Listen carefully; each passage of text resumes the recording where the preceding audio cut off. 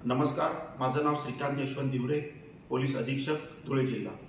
उद्या धुळे जिल्ह्यामध्ये विधानसभा निवडणुकीच्या काउंटिंगसाठी 5 काउंटिंग सेंटर्स आपण ठेवण्यात आलेले आहेत। शेवाळी फाटा Sakri, Kendriya Vidyalaya Nagaon, jail road Dhule, Kumrej road Sindkheda आणि करवंद नाका शिरपूर या 5 ठिकाणी आपण काउंटिंग सेंटर्स आपण नेमण्यात आलेले आहेत। त्या 5ही काउंटिंग सेंटर्सवर माननीय निवडणूक आयोगाच्या निर्देशानुसार आपण 3 टायर कॉर्डन सिस्टीम्स आपण तिथे नेमण्यात आलेली आहे। त्याच्यापैकी इनर कॉर्डन जो आहे तो पॅरामिलिटरी फोर्सचा राहणार आहे, मिडिल कॉर्नर जो आहे तो SRPFचा राहणार आहे आणि आउटर कॉर्डन जो आहे तो लोकल पोलिसांचा राहणार आहे। याद्वारे सगळ्यांना सूचित करण्यात येते की प्रशासनाने ज्या ज्या लोकांना पासेस दिलेले आहेत त्याच्यामध्ये मीडिया असेल किंवा पोलिंग एजंट्स असतील त्यांनाच त्या ठिकाणी एंट्री दिली जाईल। त्यांना पहिल्याच कॉर्डनमध्ये चेकिंग केलं जाईल।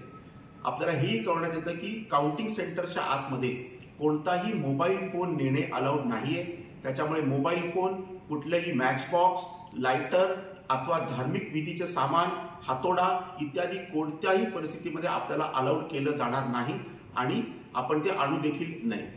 2 दिवसापासून संबंधित काउंटिंग सेंटर्सची बॉम्ब डिस्पोजल चेकिंग देखील सुरू झालेली आहे, डॉग स्क्वॉड चेकिंग देखील सुरू झालेली आहे आणि प्रत्येक काउंटिंग सेंटर्सवर आम्ही DFMD म्हणजे डोर फ्रेम मेटल डिटेक्टर्स आणि HHMD hand held metal detectors हे देखील आम्ही ठेवण्यात आलेले आहे, जेणेकरून कोणतंही मेटल अथवा प्रबंधित केलेली गोष्ट आपल्याला आत नेता येणार नाही। सगळ्यांना ह्याद्वारे आवाहन करण्यात येत आहे की कोणत्याही विजयी उमेदवाराने आपली विजयी मिरवणूक काढण्यात येऊ नये, त्याकरिता प्रशासनाकडून परमिशन दिली जाणार नाही।